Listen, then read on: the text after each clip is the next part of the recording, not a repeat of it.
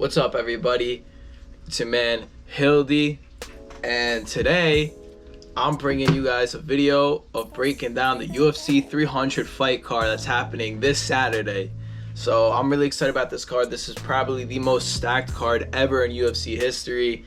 I've been following this sport since McGregor versus Khabib. That was the first fight that got me into it. I'm not biased at all. I don't know any of these people.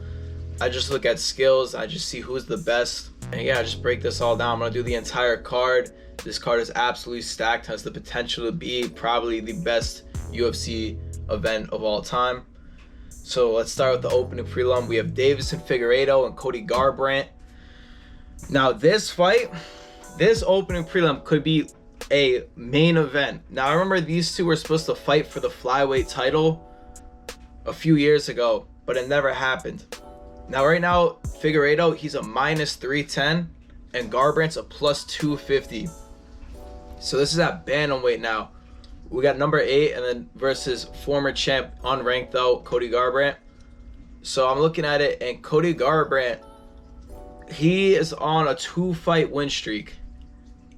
He came off a KO win and then a unanimous decision win. He looked really good in his past 2 fights, but he's going up against someone in Deiveson Figueiredo who is a dog. I believe Cody Garbrandt is the better boxer, but Deiveson Figueiredo is the better striker. I think Figueiredo can mix it all up on the feet, his knees, his kicks. He's a real good sniper on the feet. But I'm telling you, I think Cody, if he has been fighting the way how he's been fighting his past 2 fights, using his footwork, his boxing, getting in and out, not staying in the pocket, it could be a good night for him.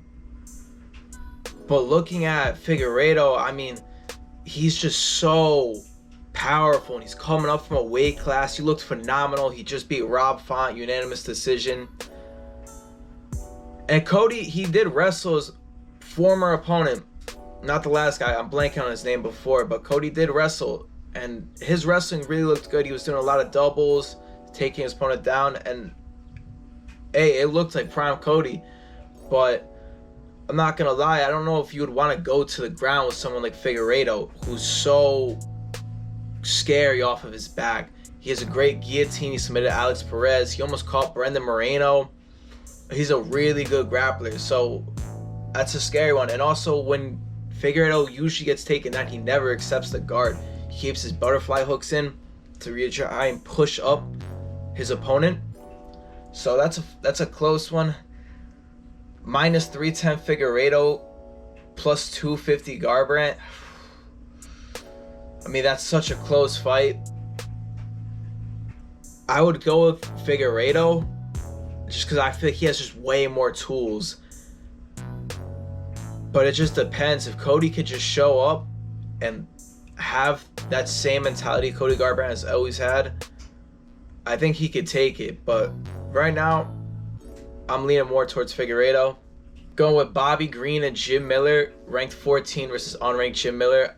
Jim Miller's a plus 150 and Bobby Green's a minus 180. I am taking for this fight, I'm taking Jim Miller. Jim Miller has been looking phenomenal. I think he's on a 7-fight win streak, 6 or 7-fight win streak. Finishing prospects, going 3 rounds. Great conditioning. He could knock you out on the feet and he could submit you. Bobby Green, he's not really a knockout artist. He doesn't really have that many knockouts. He can wrestle, but I just think Jim Miller is just a way better grappler. I see Jim Miller taking it. Alright, now we're at the women's strawweight bout. Jessica Andrade versus Marina Rodriguez. Andrade is a minus 135. Rodriguez is a plus 114. Now, Andrade has been struggling in her last few fights against strikers. And Marina Rodriguez is a really good striker. Kickboxing's great. She knows how to keep the range and piece you up. Andrade does have that power though, and that right hand, but she has gotten caught because she's just came in reckless before. But her grappling's really good, Andrade. Like, if she could get this fight to the ground, keep it on the fence, she could take it, but I just feel like Marina Rodriguez just knows had a flow. I feel like her technique's really good. She's a real good sniper on the feet. Honestly, I feel like it's a night where she could take off and just really use her striking. All right, now we're moving to the lightweight bout. Jalen Turner, number 10. Renato Moicano, number 13. They have Turner as a minus 238 and Moicano as a plus 195. Both of these guys are literally massive.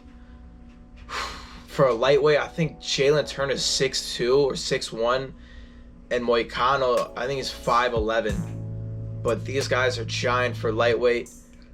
Jalen Turner, he knocked out Bobby Green his last fight. He's a dangerous striker. His range is phenomenal. He had a great battle with Dan Hooker. I remember that fight. But Moicano, when he came back, I honestly believe Moicano, he came back from an injury. He fought Drew Dober. His grappling looked really good, and he looked pretty damn good on the feet too. Looking at it, I believe Moicano can win by taking the route. I believe he does pull this off, Moicano, because I think he's going to grapple Turner the